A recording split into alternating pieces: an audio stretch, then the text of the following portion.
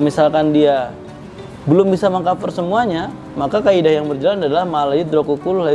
Kalau nggak bisa semuanya, maka satu jangan ketinggalan. Jangan semuanya. Dan itu semua butuh pertimbangan.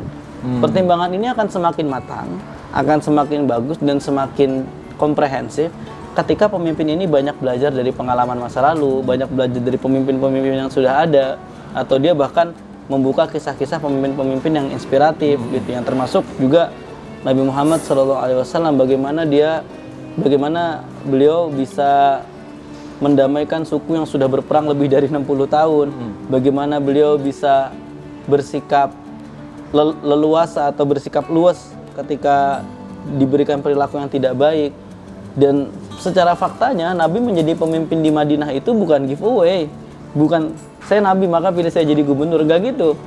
Ya beliau memang diamanai oleh orang-orang, dipilih secara aklamasi karena memang satu akhlaknya, yang kedua beliau bisa memberikan satu problem solving yang di mata orang-orang Madinah ini sangat penting gitu.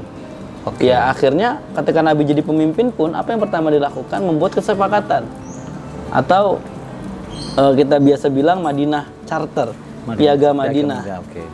Nah, Piagam Madinah ini adalah salah satu dasar konsensus. Konsensus itu kan hukum yang disepakati bersama.